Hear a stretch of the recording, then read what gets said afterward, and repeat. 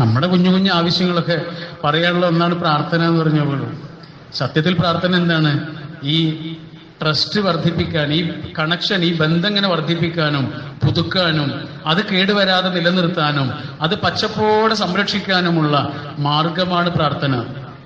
പിന്നെ നമ്മുടെ ആവശ്യങ്ങൾ വേറെ പറയുന്നതും വേണ്ടി വരില്ല, അതൊക്കെ അല്ലാഹ് ചെയ്തു തരും. അതാണ് യൂനുസ് നബി അലൈഹി സ്വലാമിന്റെ പ്രാർത്ഥന. അദ്ദേഹം അല്ലാഹുവിനോട് പ്രാർത്ഥിക്കുന്നത് തിമിംഗലത്തിന്റെ വയറ്റിൽ കിടന്നിട്ടാണ്. പക്ഷെ തിമിംഗലത്തിന്റെ വയറിന്റെ അകത്ത് നിന്ന് യൂനുസ് നബി അല്ലാഹുവിനോട് പ്രാർത്ഥിക്കുന്നത് എന്താണ്? പഠിച്ചോനെ എന്നെ ഇവിടുന്ന് രക്ഷിക്കണേന്നല്ല, അങ്ങനെ പറഞ്ഞിട്ടില്ല. ഖുർആനിലുള്ള പ്രാർത്ഥനയിൽ അതില്ല. ആകെ പറഞ്ഞത് എന്താണ്? ലാ ഇലാഹ ഇല്ല അൻത സുബ്ഹാനക ഇന്നി കുൻതു മിനൽ ളാലിമീൻ. പഠിച്ചോനെ നീയാണ് വലിയവൻ, ഞാൻ തെറ്റ് ചെയ്തു, ആ തെറ്റിനുള്ള ശിക്ഷയാണിതെന്ന് എനിക്ക് മനസ്സിലായി. പിന്നെ ഖുർആൻ പറയുന്നത് എന്താണ്? വനജ്ജൈനാഹു മിനൽ ഗമ്മ, അദ്ദേഹത്തെ വിഷമത്തിൽ നിന്ന് നാം രക്ഷിച്ചു. എന്നെ വിഷമത്തിൽ നിന്ന് രക്ഷിക്കണേന്ന് വേറെ പറഞ്ഞില്ല.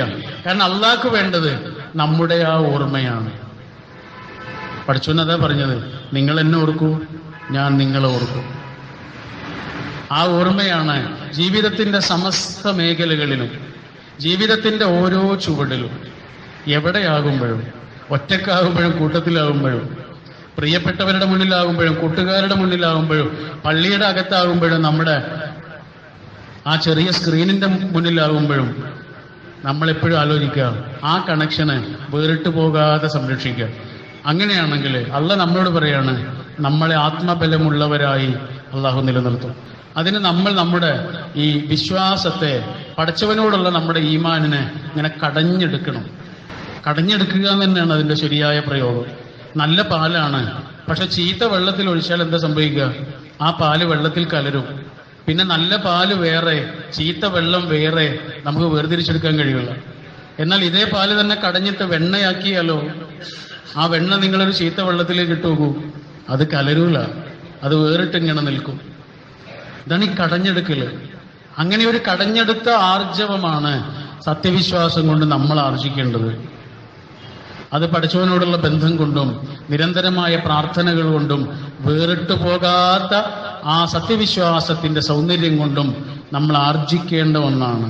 നിങ്ങൾ ആലോചിച്ച് നോക്കൂ, മൂസാ നബി അലൈഹി സ്വലാമിന്റെ സമൂഹത്തിലെ ആ മാജിക്കുകാരുടെ, മായാജാലക്കാരുടെ കഥ, സംഭവം നമുക്കറിയാലോ. ഫിർഔനിന്റെ അടുത്ത് നിന്ന് വലിയ സമ്മാനങ്ങളൊക്കെ കിട്ടാൻ വേണ്ടി വന്ന ആൾക്കാരാണ്. മൂസാ നബിയെ തോൽപ്പിക്കാൻ വന്ന ആൾക്കാരാണ്. അവരുടെ വടികൾ മുഴുവനും നിലത്തേക്ക് ഇട്ട സമയത്ത് പാമ്പായി മാറുന്നു. മൂസാ നബി അലൈഹി സ്വലാമിന്റെ കയ്യിലുള്ള വടി താഴെ ഇട്ടപ്പോൾ അതൊരു ഉഗ്ര സർപ്പമായി മാറി മറ്റുള്ള സർപ്പങ്ങൾ മുഴുവനും വിഴുങ്ങിക്കളയുന്നു. അത് മനുഷ്യന് സാധിക്കുന്ന ഒന്നല്ല, മനുഷ്യന്റെ ഒരു സിദ്ധിക്കും സാധിക്കുന്ന ഒന്നല്ല. ഇതാ മായാജാലക്കാർക്ക് മനസ്സിലായി. അവര് പറഞ്ഞത് എന്താണ്? ആമന്നാ ബി റബ്ബി മൂസ വ ഹാറൂൻ, ഞങ്ങൾ മൂസയുടെയും ഹാറൂനിന്റെയും റബ്ബിൽ വിശ്വസിച്ചിരിക്കുന്നു. പിന്നെ അവർക്ക് സംശയമൊന്നുമില്ല. ശരി, അപ്പൊ ഫിർഔൻ അവരോട് പറയുന്നത് എന്താണ്? ല ഉസല്ലിബന്നകും അജ്മഈൻ, ഞാൻ നിങ്ങളെല്ലാരെയും കുരിശിൽ തറക്കുന്ന പറഞ്ഞു. നിങ്ങളെ കൈകാലുകൾ വിപരീത ദിശയിൽ ഛേദിക്കും, വലത് കൈയും ഇടത് കാലും, ഇടത് കൈയും വലത് കാലും. വിപരീത ദശയിൽ നിങ്ങളുടെ കൈകാലുകൾ ഛേദിച്ച് നിങ്ങളെ ഞാൻ കുരിശിൽ തറക്കുമെന്ന് പറയണത്, അത് ചെയ്യാൻ എല്ലാ കഴിവും അധികാരവും അതിനുവേണ്ട ആളുകളും കയ്യിലുള്ള ഒരാളാണ്. ഒരു നാടിന്റെ ഭരണാധികാരിയാണ്. അവർക്കറിയാം ഫിറൗൻ പറഞ്ഞാൽ അതുപോലെ ചെയ്യും, ഉറപ്പല്ലേ? എന്നിട്ട് ആ മനുഷ്യർ പറയുന്നത് എന്താണ്? നിങ്ങൾ ആലോചിച്ച് നോക്കണം. ആ മായാജാലക്കാരായിരുന്ന മൂസാ നബിയിലും ഹാറൂൻ നബിയിലും വിശ്വസിച്ച ആളുകൾ പറയാണ്, ഫഖ്ദി മാ അൻത ഖാദി ഇന്നമാ തഖ്ദി ഹാദിഹിൽ ഹയാത്തി ദുനിയ. ഫിർഔൻ, നിങ്ങൾ എന്താണോ ഉദ്ദേശിക്കുന്നത് അത് നിങ്ങൾ വിധിച്ചോളൂ. നിങ്ങൾ വിധിക്കുന്ന നിങ്ങൾക്കറിയാം, നിങ്ങൾ വിധിച്ചത് നടപ്പിലാക്കുമെന്നറിയാം. പക്ഷെ അതൊക്കെ ഈ ലോകത്തല്ലേ നടക്കുള്ളൂ. പക്ഷെ ഞങ്ങൾക്ക് വന്നു കിട്ടിയൊരു സത്യമുണ്ട്, ഞങ്ങൾ മനസ്സിലാക്കിയൊരു യാഥാർത്ഥ്യമുണ്ട്. അതിനെ ഒഴിവാക്കി നിന്നെ ഞങ്ങൾ തെരഞ്ഞെടുക്കുകയില്ല എന്നാണ് പറഞ്ഞത്. അവരുടെ വാക്കാണത്, ഖുർആൻ പറഞ്ഞാണ്. ഞങ്ങൾക്ക് വന്നു കിട്ടിയൊരു സത്യത്തെ ഉപേക്ഷിച്ച് താങ്കളെ ഞങ്ങൾ തെരഞ്ഞെടുക്കുകയില്ല. നമ്മളെ പോലെ മദ്രസയിൽ പഠിച്ച ആളുകളോ ഒരുപാട് കാലമായി ഇതൊക്കെ കേൾക്കുന്ന ആളുകളോ ഓരോ ദിവസവും എന്ന പോലെ ഈ വചനങ്ങളും വാക്യങ്ങളും സന്ദേശങ്ങളും അറിയാൻ മാർഗങ്ങളുള്ള ആളുകളോ ഒന്നും ഇരുന്നില്ല. പക്ഷെ അവരുടെ ഉള്ളിലേക്ക് വന്നൊരു വെളിച്ചത്തെ അവര് അങ്ങേയറ്റം ഉൾക്കൊണ്ട് പുൽകുകയായിരുന്നു. അതിന്റെ കാര്യം എന്താണെന്നറിയോ? അവർക്ക് അള്ളാഹിന് വിശ്വാസമായി. ഉമർ റളിയല്ലാഹു അൻഹുവിന്റെ കാലത്താണ് റോമിലേക്ക് ഒരു സൈന്യത്തെ നിയോഗിച്ചത്. മുസ്ലിങ്ങൾ ജയിച്ചു, പക്ഷെ കുറെ ആളുകളെ പിടിച്ചു, യുദ്ധത്തടവുകാരായി പിടിച്ചു. അതിലൊരു സഹാബി ഉണ്ടായിരുന്നു, അദ്ദേഹത്തിന്റെ പേര് ഇബ്നു ഹുദാഫ എന്നാണ് റളിയല്ലാഹു അൻഹു. അദ്ദേഹത്തെ കണ്ടപ്പോൾ തന്നെ കൈസറിന് അദ്ദേഹത്തോട് വല്ലാത്ത ഒരു ഇഷ്ടം തോന്നി. നല്ല ആർജവവും തന്റേടവും ഒക്കെ ഉള്ള ഒരു ചെറുപ്പക്കാരൻ. അപ്പൊ കൈസർ പറയാണ്, നീ ക്രിസ്തുമതം സ്വീകരിച്ചാൽ നിന്നെ ഞാൻ വെറുതെ വിടാം. ഇതാണ് കൈസർ നൽകിയ ഓഫർ. ഇബ്നു ഹുദാഫ പറഞ്ഞു, ഞാനതിന് തയ്യാറല്ല. നീ ക്രിസ്തുമതം സ്വീകരിച്ചാൽ ഞാൻ നിന്നെ എന്റെ മന്ത്രിയാക്കാം. നിന്നൊന്ന് കൊല്ലാതിരിക്കാനാണ് ഞാനിതൊക്കെ പറയുന്നത്. അതാണ്. പക്ഷെ ഇബ്നു ഹുദാഫ വഴങ്ങുന്നില്ല. എത്രയായിട്ടും വഴങ്ങാത്തപ്പോൾ കൈസറിന് ദേഷ്യം പിടിച്ചു. കൈസർ പറഞ്ഞു, ഇവനെ കുരിശിലേറ്റണം. വേണ്ട, കുരിശിലേറ്റണ്ട, ഇവനെ തിളച്ചുമറിയുന്ന എണ്ണയിലേക്ക് വലിച്ചെറിഞ്ഞ് പൊരിച്ചു കളയണം. അവനതൊന്ന് കാണട്ടെ അതെങ്ങനെയാണ് എന്ന്. തിളച്ചുമറിയുന്ന എണ്ണ ഉണ്ട് അവിടെ, അതിലേക്ക് വേറൊരു തടവുകാരനെ വലിച്ചെറിയാൻ പറഞ്ഞു. അദ്ദേഹത്തെ വലിച്ചെറിഞ്ഞു.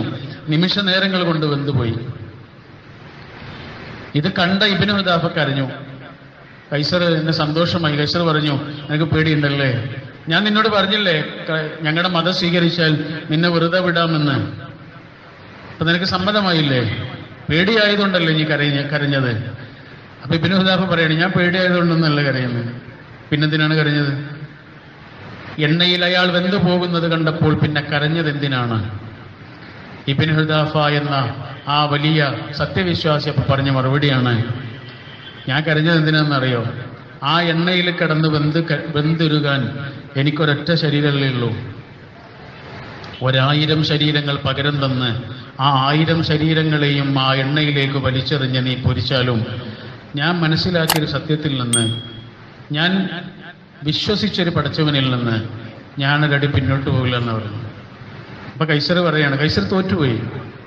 കൈസർ പറഞ്ഞു, എന്റെ നെറ്റിയിൽ ചുംബിച്ചാൽ നിന്നെ ഞാൻ വെറുതെ വിടാം. അതിന് സമ്മതമായിരുന്നു. അദ്ദേഹം നെറ്റിയിൽ ചുംബിച്ചു. എല്ലാ തടവുകാരെയും വെറുതെ വിട്ടു. അവരെല്ലാവരും ഉമർ റളിയല്ലാഹു അൻഹുവിന്റെ അടുത്ത് വന്നിട്ട് സംഭവം പറഞ്ഞു. ഉമർ റളിയല്ലാഹു അൻഹു ഇബ്നു ഹുദാഫയെ വാരിപ്പുണർന്നു, നെറ്റിയിൽ ചുംബിച്ചു. എന്നിട്ട് പറഞ്ഞു, എല്ലാവരും ചുംബിക്കൂ എന്റെ ഹുദാഫയെ. ആ വലിയ സത്യവിശ്വാസിയുടെ അകത്തുണ്ടായിരുന്ന എന്താണ്? ചെറുപ്പക്കാരനാണ് കേട്ടോ, വളരെ ചെറിയ പ്രായമായിരിക്കും അദ്ദേഹം. അദ്ദേഹത്തിന്റെ ഉള്ളിലുണ്ടായിരുന്നതിന്റെ ആ പേര്, അതിന്റെ പേരെന്താണ്? അതാണ് ആ നേരത്തെ പറഞ്ഞ ട്രസ്റ്റ് എന്ന് പറയുന്നത്. നെഞ്ചിൽ കല്ല് കയറ്റി വെച്ച് മരുഭൂമിയിലൂടെ ആഞ്ഞു വലിക്കപ്പെട്ടപ്പോഴും ഉയർത്താവുന്നത്ര ഉച്ചത്തിൽ അല്ലാഹു അഹദ് എന്ന് ആവർത്തിച്ചു പറഞ്ഞ ബിലാൽ ഇബ്നു റവാഹിന്റെ അകത്തുണ്ടായിരുന്നത് പടച്ചോനോടുള്ള ആ ട്രസ്റ്റ് ആയിരുന്നു. ആണി തറക്കപ്പെട്ട്, ശരീരം മുഴുവനും ആണി തറക്കപ്പെട്ട് കുരിശിലിങ്ങനെ മലർന്നു കിടക്കുമ്പോഴും ചോരയിൽ കുളിച്ചു കിടക്കുമ്പോഴും ശത്രുക്കളെ നോക്കിയിട്ട് ഇങ്ങനെ പുഞ്ചിരിച്ച ഹുബൈബ് ബിനു ഹബ്ബാബ് ബിനു അറത്ത് എന്ന വലിയൊരു സത്യവിശ്വാസിയുടെ സ്വഹാബിയുടെ കഥയുണ്ട്. അദ്ദേഹത്തിന്റെ അകത്തുണ്ടായിരുന്ന എന്താണ്? അതും ഈ ട്രസ്റ്റാണ്. ഈ ഒരു ആത്മബലമാണ് നമ്മൾക്ക് പടച്ചവനെ സംബന്ധിച്ചുള്ള വിശ്വാസത്തിൽ നിന്നുണ്ടാകേണ്ട ഏറ്റവും പ്രധാനപ്പെട്ട കാര്യം. നമ്മെ ബലപ്പെടുത്തുന്നതാണത്. നമ്മുടെ ജീവിതത്തെ ഇങ്ങനെ ആവേശപൂർവ്വം മുന്നോട്ട് കൊണ്ടുപോകുന്നതാണത്. പടച്ചവന്റെ വചനങ്ങൾ നമ്മളെ ഇങ്ങനെ ജീവിപ്പിക്കേണ്ട വചനങ്ങളാണ്. അതാണ് വേദഗ്രന്ഥം എന്ന് പറയുന്നത്. അങ്ങനെ ആത്മബലമുള്ളവരായി നിലനിൽക്കുവാൻ അള്ളാഹു നമ്മെ ഓരോരുത്തരെയും അനുഗ്രഹിക്കുമാറാണ്. പറഞ്ഞു വന്നത് ഇത്രയേ ഉള്ളൂ. അള്ളാഹുവിൽ ഉള്ള വിശ്വാസം കൊണ്ട്, അള്ളാഹുവിനെ ഉള്ള വിശ്വാസം കൊണ്ടും നമ്മൾക്ക് കൈവരേണ്ട ഏറ്റവും വലിയ ശക്തി എന്ന് പറയുന്നത് മനസ്സിന്റെ ശക്തിയാണ്. പേടിക്കാതെ അങ്ങനെ ജീവിക്കാനുള്ള ഒരു ശക്തിയാണ്. നാളെക്കുറിച്ചുള്ള ആധിയില്ലാതെ ജീവിക്കാനുള്ള ആത്മബലമാണ്. ഇന്നലെ നമ്മൾ പേടിച്ച നാളെയാണ് ഇന്ന്, അല്ലേ? ഇന്നലെ നമ്മൾ പേടിച്ച ആ നാളെ ഉണ്ടല്ലോ, അതാണ് ഇന്ന്. ഈ ഇന്ന് കടന്നു പോകും, ഇനി വരാനിരിക്കുന്ന നാളുകൾ കടന്നു പോകും. അത്രയേ ഉള്ളൂ. ജീവിതത്തിന്റെ ഏത് അവസ്ഥകളിലൂടെ കടന്നു പോകുമ്പോഴും തോറ്റാൽ പോലും കരയാതെ നിലനിൽക്കാനുള്ളൊരു ശക്തി നമ്മൾ ആർജിക്കുക എന്നുള്ളതാണ് പ്രധാനം.